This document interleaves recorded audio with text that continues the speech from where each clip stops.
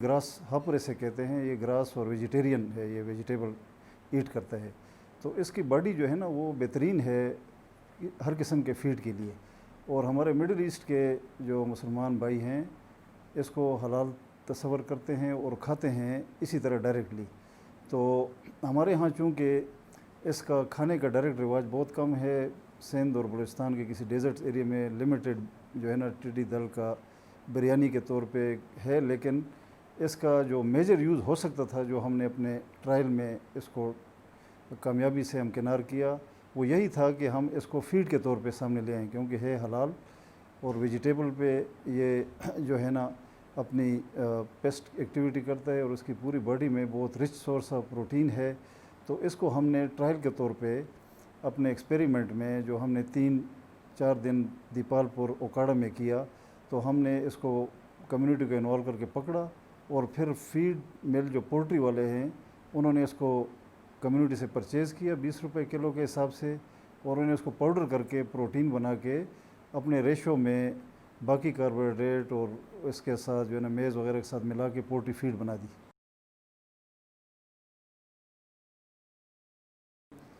ये असल में टिड्डी दल के छुटकारे का तरीका नहीं हो सकता, क्योंकि टिड्डी दल के छुटकारे के लिए कोई एक तरीका नहीं है। ये टिड्डी दल में से एक अपॉर्चुनिटी है जो हमने निकाल दी कि टिड्डी दल तो आए हुए हैं, हम अपनी एफर्ट कर रहे हैं पिछले 2 सालों से इसको कंट्रोल करिए। और ये सिर्फ पाकिस्तान नहीं है बल्कि अफ्रीका के मुल्क भी, इंडिया भी, ईरान भी और मिडिल ईस्ट में भी इसने एक मुसीबत और अजाब बर्पा किए हुए।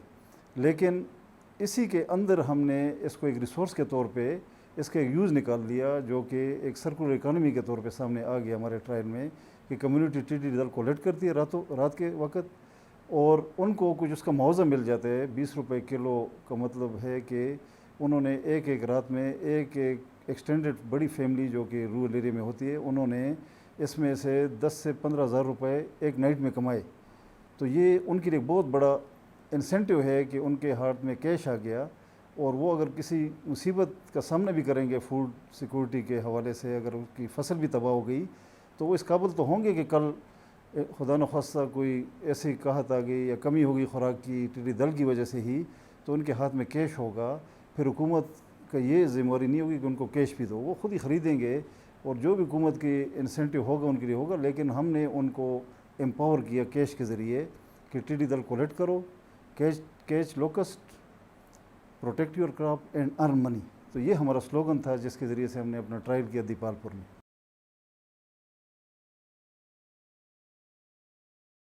टिड्डी दल के इसमें जो हाई टेक फीड मिल है पाकिस्तान का सबसे बड़ा, उन्होंने इसको कन्वर्ट किया है और उन्होंने इस पर पहले रिसर्च किया है।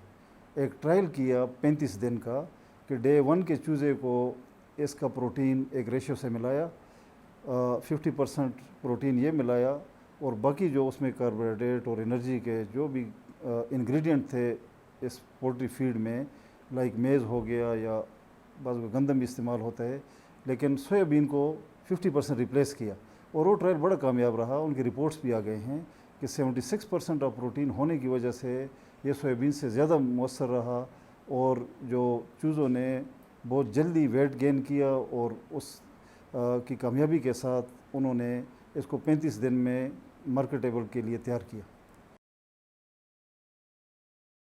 नहीं, बिल्कुल ये इसलिए नहीं है कि इसको मिडिल ईस्ट के लोग बिल्कुल कच्चा भी खाते हैं। इसका गट निकाल लेते हैं, इसके विंग्स हटा देते हैं और इसके हेड हटा देते हैं जो कि डाइजेस्ट नहीं होता, और वो इसी तरह डायरेक्ट खाते हैं और पका के भी खाते हैं, ड्राई करके भी खाते हैं। एक बहुत बड़ा रिच सोर्स ऑफ प्रोटीन है जो कि हमारे मिडिल ईस्ट के और अफ्रीकन कंट्रीज़ में खाए जाते हैं, और हमारे यहाँ इसका रिवाज नहीं है। तो हमने इसको पोल्ट्री के फीड के तौर पे सामने ला के इनडायरेक्टली हम इससे फ़ायदा ले रहे हैं।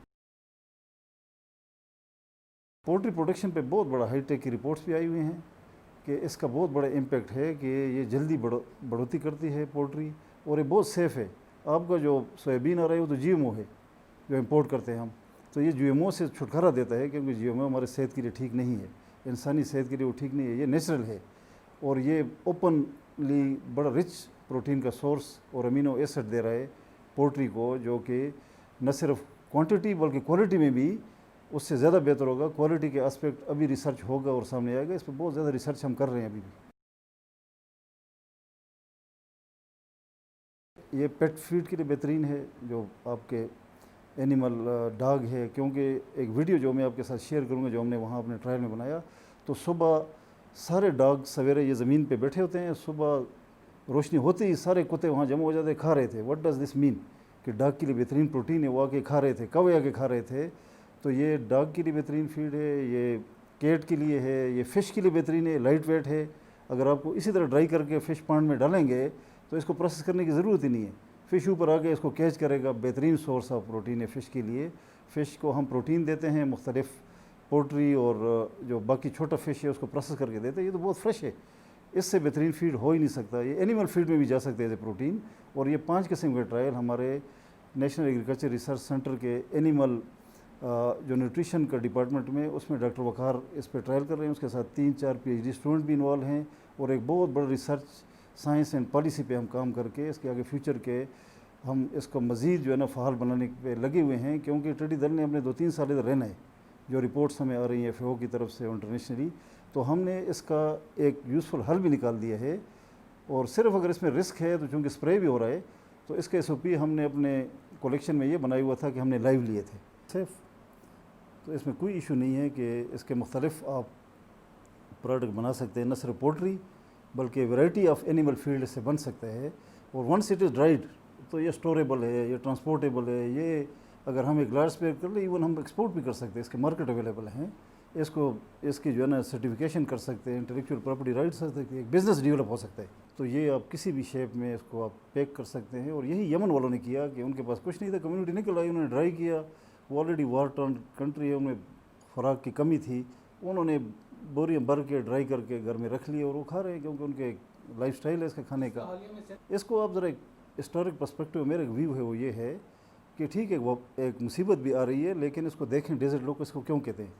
ڈیزرٹ میں پہلے زمانے میں مطلب خوراک کی بہت قلت ہوتی ہوگی. آج تو مطلب ٹرانسپورٹیشن ہے، سب کچھ ہے. آپ سوچیں جب ہمارا اسٹون ایج کو دیکھیں اور پاسٹورل لائف سٹائل تھا تو ڈیزرٹ میں کچھ چیز نہیں ہوتی تھی. تو اللہ تعالیٰ نے ہو سکتا ہے ان کے لیے پروٹین کا سورس اس شکل میں بھیجا ہو جو کہ وہ کھاتے بھی ہیں. تو یہ ایک سورس تھا جو کہ آپ نے اس پہ ورک کرنا ہے. اور یہ پہلی دفعہ ہوا ہے کہ ہم نے اس پہ ورک کیا اور اس کو ہم نے پولٹری فیڈ بنا دیا. کتنی پروٹین ہوتی ہے اس کا ہم نے سب سے پہلے کولیکٹ کیا تو ہم نے اس کی انالیسس کرائی وہیں اوکاڑا میں. پنجاب کے جو اینیمل ہسبینڈری کا اور اینیمل نیوٹریشن کا لیب ہے، تو انہوں نے انالیسس کر کے سارے اس کا پروفائل بنایا. اور 76% protein is the major thing. اس میں سب سے زیادہ پروٹین ہے. باقی امینو ایسڈ ہیں اور بھی مختلف جو ہے نا مائکرو نیوٹرینٹس اس میں موجود ہیں جو کہ انسان کے لیے اور اینیمل کے لیے ہوتے ہیں. تو ایک فوڈ چین کا ایک حصہ ہے جو کہ ہم فیڈ کے طور پہ کسی بھی اینیمل کو دے دیں اور واپس ہمیں دے دیں. جیسے ایک باقی کراپ ہے، کیونکہ گراس ہاپر ہے، ایک کراپ بھی کھاتا ہے اور تباہی بھی اسی لیے پھیلاتا ہے کہ کراپ کو کھاتا ہے، گرینری کو کھاتا ہے. تو وہی گرینری کو کنورٹ کر کے آپ کو پروٹین دے رہا ہے. اور پروٹین کو ہم ریسائیکل کر کے ہم انسان پولٹری کے ذریعے، فش کے ذریعے اور دوسرے اینیمل کے ذریعے کھا سکتے ہیں. کیا یہ یہ حلال ہے بالکل، اس میں تو کوئی دو رائے نہیں ہے. ہمارے عرب اس کو کھاتے ہیں.